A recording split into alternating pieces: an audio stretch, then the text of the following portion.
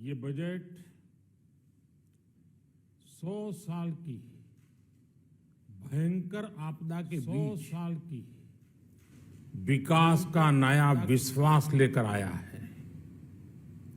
ये बजट अर्थव्यवस्था को मजबूती देने के साथ ही सामान्य मानवी के लिए अनेक नए अवसर बनाएगा। ये बजट मोर इंफ्रास्ट्रक्चर, मोर इन्वेस्टमेंट, मोर ग्रोथ और मोर जॉब्स की नई संभावनाओं से भरा हुआ है। और एक नया क्षेत्र और खुला है और वो है ग्रीन जॉब्स का। ये बजट तत्कालीन आवश्यकताओं का भी समाधान करता है और देश के युवाओं के उज्जवल भविष्य को भी सुनिश्चित करता है।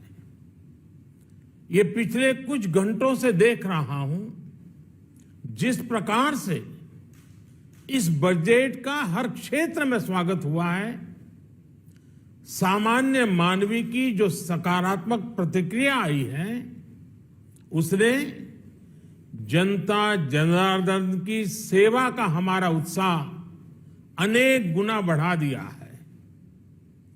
जीवन के हर क्षेत्र में आधुनिकता आए, टेक्नोलॉजी आए, जैसे किसान ड्रोन हो, वंदे भारत ट्रेन हो, डिजिटल करेंसी हो, बैंकिंग के क्षेत्र में डिजिटल यूनिट्स हो, 5G सर्विसेज का रोल आउट हो, नेशनल हेल्थ के लिए डिजिटल इकोसिस्टम हो। इनका लाभ हमारे युवा, हमारे मध्यम वर्ग, गरीब, दलित, पिछड़े, ये सभी वर्गों को मिलेगा। इस बजट का एक महत्वपूर्ण पहलू है गरीब का कल्याण।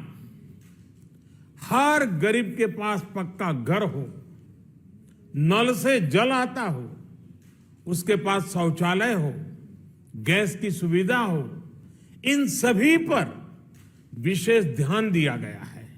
इसके साथ ही आधुनिक इंटरनेट कनेक्टिविटी पर भी उतना ही जोर है। जो भारत के पहाड़ी क्षेत्र हैं, हिमालय का पूरा पट्टा, जहां जीवन आसान बने, वहां से पलायन ना हो, इसे ध्यान में रखते हुए भी नई घोषणा की गई है। हिमाचल, उत्तराखंड, जम्मू कश्मीर, नॉर्थ ईस्ट ऐसे क्षेत्रों के लिए पहली बार देश में पर्वतमाला योजना शुरू की जा रही है। ये योजना पहाड़ों पर ट्रांसपोर्टेशन और कनेक्टिविटी की आधुनिक व्यवस्था का निर्माण करेगी और इससे हमारे देश के जो सीमावर्ती गांव है, बॉर्डर के गांव है, जिसका वाइब्रेंट होना जरूरी है, जो देश की सिक्योरिटी के लिए भी आवश्यकता है, उसको भी बहुत बड़ी ताकत मिलेगी। भारत के कोटि कोटि जनों की आस्था मां गंगा की सफाई के साथ साथ किसानों के कल्याण के लिए एक महत्वपूर्ण कदम उठाया गया है।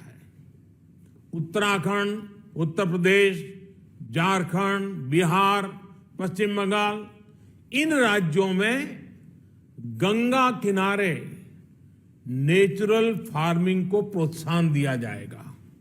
इससे मां गंगा की सफाई का जो अभियान है उसमें मां गंगा को केमिकल मुक्त करने में भी बहुत बड़ी मदद मिलेगी।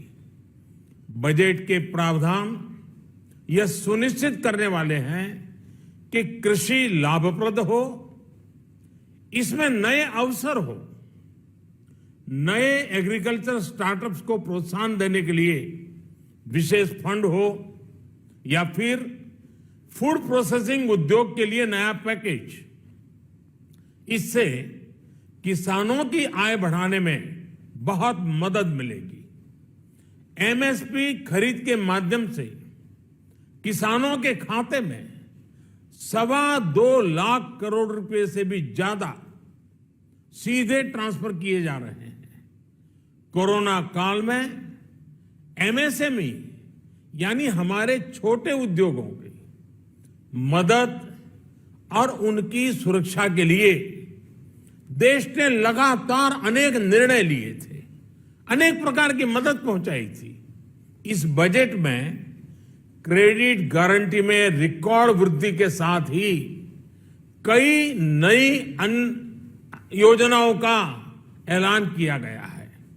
डिफेंस के कैपिटल बजट का 68% डोमेस्टिक इंडस्ट्री को रिजर्व करने का भी बड़ा लाभ भारत के एमएसएमई सेक्टर को मिलेगा। ये आत्मनिर्भरता की तरफ बहुत बड़ा मजबूत कदम है। 7.5 लाख करोड़ रुपए के पब्लिक इन्वेस्टमेंट से अर्थव्यवस्था को नई गति के साथ ही छोटे और अन्य उद्योगों के लिए नए अवसर भी बनेंगे। मैं वित्त मंत्री निर्मला जी और उनकी पूरी टीम को इस पीपल फ्रेंडली और प्रोग्रेसिव बजट के लिए बहुत बहुत बधाई देता हूं। कल भारतीय जनता पार्टी ने मुझे सुबह 11 बजे बजट और आत्मनिर्भर भारत विषय पर बात करने के लिए निमंत्रित किया है।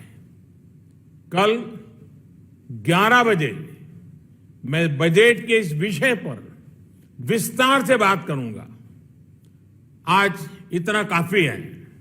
बहुत बहुत धन्यवाद।